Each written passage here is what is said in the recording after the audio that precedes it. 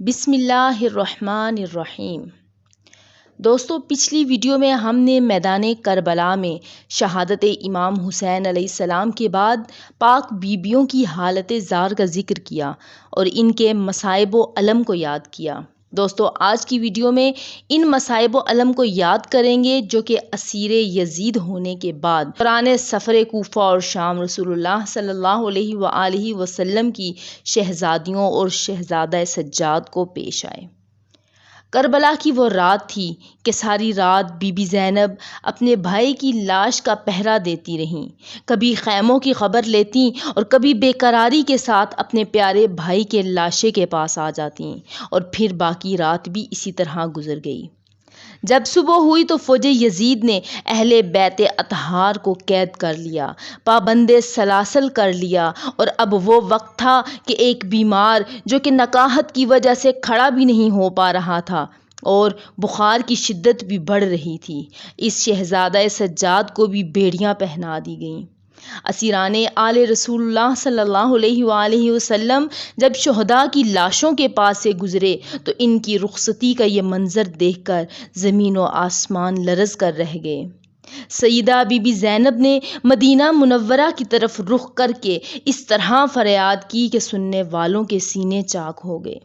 تمام آنکھیں اشکبار تھیں اور لبوں پر دعا جاری تھی، اے اللہ ہماری اس قربانی کو قبول فرما۔ اسی دوران سید الشہداء امام عالی مقام امام حسین علیہ السلام کی لاڈلی شہزادی جو کہ صرف 4 سال کی تھیں، بیڑیاں پہنے ہوئے، ہاتھوں میں ہتھکڑیاں پہنے ہوئے اپنے بابا کے جسم اطہر سے لپٹ گئیں۔ سیدہ بی بی سکینہ جو کہ اپنے بابا کی لاش سے لپٹی ہوئی تھی، جب لاش سے لپٹے کافی دیر ہو گئی، کسی طرح باپ کے جسم سے جدا نہیں ہو رہی تھیں، اس وقت ظالم و بے حیا یزیدیوں نے معصوم بی بی کو زبردستی کھینچ کر باپ کے جسم سے جدا کیا۔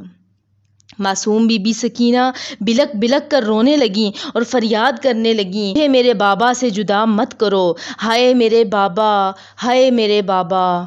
اس وقت کے جو مناظر تھے تاریخ نے بتائے ہیں کہ زمین و آسمان بھی ننھی سکینہ کی اپنے باپ سے جدائی پر رو رہے تھے، فرشتے صف بصف کھڑے تھے اور پھر اہل بیت کی اسیر شہزادیوں پر مشتمل یہ قافلہ کوفہ کی طرف روانہ ہوا۔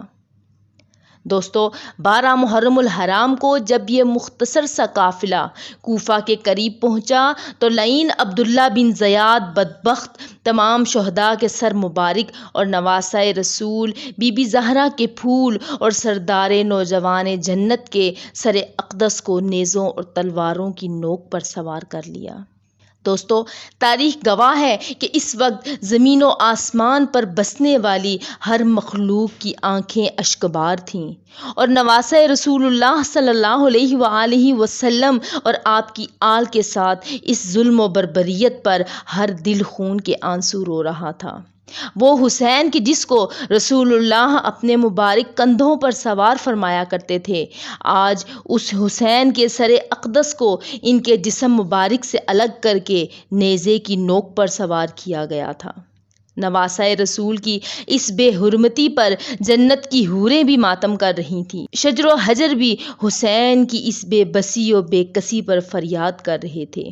اور پھر ان سروں کو دارالامارت کوفہ سے ایک لشکر کے ہاتھوں عمر ابن سعد لعین کے پاس بھیج دیا گیا۔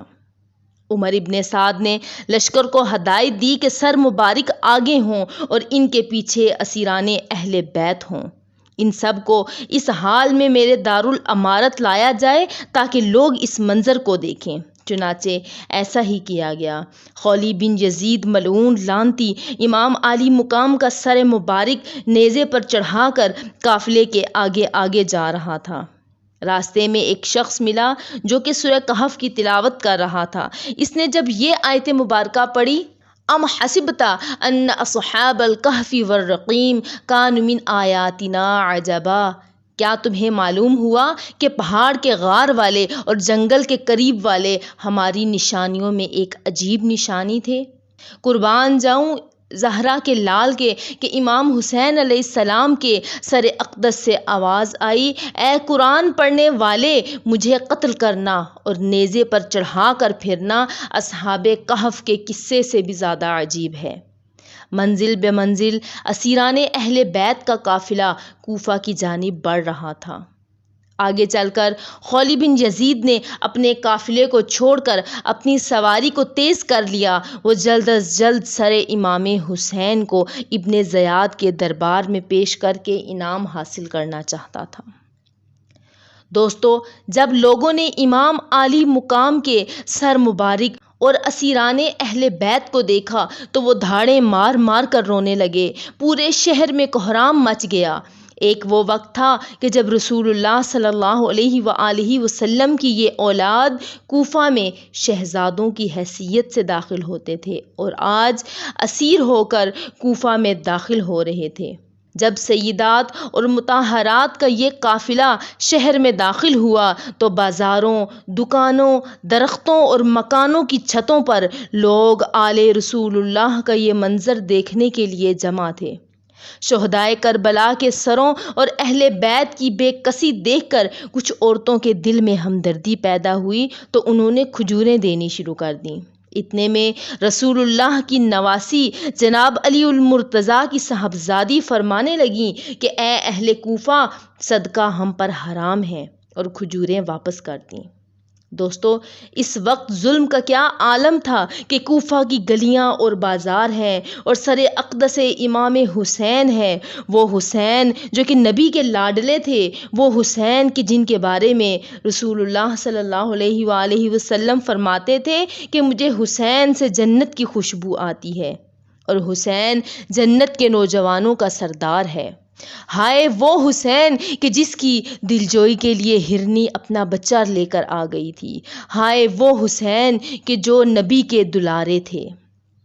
وہ سر اقدس حسین کہ جس کو رسول خدا صلی اللہ علیہ وآلہ وسلم چوما کرتے تھے، آج اس حسین کا سر نوک نیزہ پر بلند ہے اور قافلے میں سب سے آگے ہے، اور اس قافلے میں اسیران آل نبی ہیں، نبی کی شہزادیاں اور سیدہ بی بی زینب ہیں۔ علی المرتضیٰ شیر خدا کی جنگ اور طاقت سے پورا عرب لرزتا تھا، لیکن آج اس علی کی پوتی اور امام عالی مقام امام حسین علیہ السلام کی لاڈلی اور جان سے پیاری سکینہ پیاسی اور بے یار و مددگار ہے اور بیڑیوں سے جکڑی ہوئی ہے۔ اس قافلے کے قیدیوں پر رب کی رضائیں ہوں، اس قافلے کے قیدیوں پر ہماری جان، مال، اولاد اور ماں باپ سب قربان۔ دوستو، اب یہ منظر ہے کہ سر اقدس حسین قافلے میں سب سے آگے ہے۔ اس دلخراش منظر کو دیکھ کر بعض مرد و عورتیں دھاڑے مار مار کر رو رہے تھے اور سبحان اللہ، قربان جاؤں زہرا کے لال کے کہ اس وقت آپ کا سر اقدس 14ویں کے چاند کی طرح چمک رہا تھا۔ وہ چہرہ جو کہ ساری دنیا سے زیادہ نبی کریم صلی اللہ علیہ وآلہ وسلم سے مشابہت رکھتا تھا، وہ مہتاب کی طرح روشن تھا، اور ہوا، سبحان اللہ یا حسین، ہوا سے جناب امام حسین کی داڑھی مبارک دائیں بائیں حرکت کر رہی تھی۔ در حقیقت یہ ہوا بھی لمس حسینی کو بے قرار تھی اور امام حسین کی داڑھی اور آپ کے سر اقدس کا بوسہ لے کر اپنی توقیر بڑھا رہی تھی۔ جب لوگوں کا ہجوم ہر طرف جمع ہو گیا اور آل رسول کی سید زادیاں اس حال میں کوفہ کی گلیوں اور بازاروں سے گزر رہی تھیں، حضرت سیدہ بی بی زینب نے دیکھا کہ کچھ لوگ گھور گھور کر انہیں دیکھ رہے تھے۔ اس پر صاحبزادی رسول اللہ نے بلند آواز سے فرمایا، کیا تم لوگ نہیں جانتے کہ یہ آل رسول کی مستورات آ رہی ہیں؟ اپنی نگاہیں فوراً نیچی کر لو، اور قربان جاؤں پاک بی بی علی شیر خدا کی اس صاحبزادی کی شیر جیسی دھاڑ سے لوگوں نے نگاہیں نیچی کر لی، اور جب شور و غل دیکھا تو بی بی زینب نے کوفہ کے بڑے بازار میں فرمایا، خاموش ہو جاؤ۔ یہ سننا تھا کہ ہر کوئی خاموش ہو گیا۔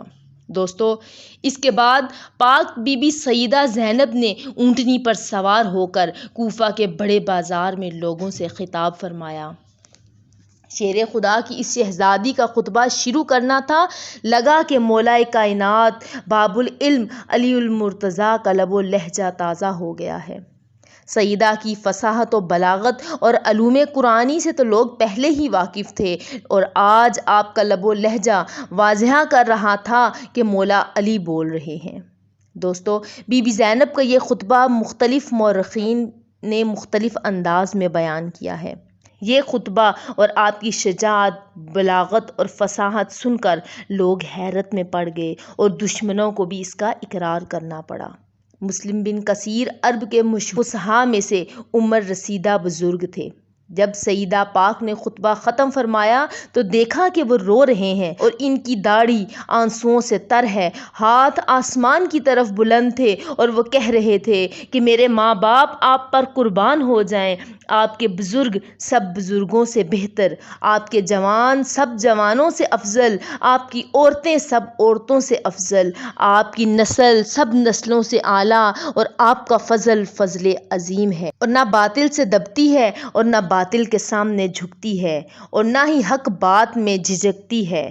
بشیر بن خزیم اسدی کا بیان ہے کہ سیدہ کی تقریر سن کر پورے مجمع پر سکوت چھایا ہوا تھا، سانس لینے کی بھی آواز سنائی نہیں دیتی تھی، اور خطبے سے ایسا محسوس ہوتا تھا کہ حضرت سیدنا علی المرتضیٰ شیر خدا تقریر فرما رہے ہیں۔ سلام ہو آل رسول اللہ صلی اللہ علیہ وآلہ وسلم پر، سلام ہو سادات اہل بیت پر، سلام ہو آل حسین پر، سلام یا حسین۔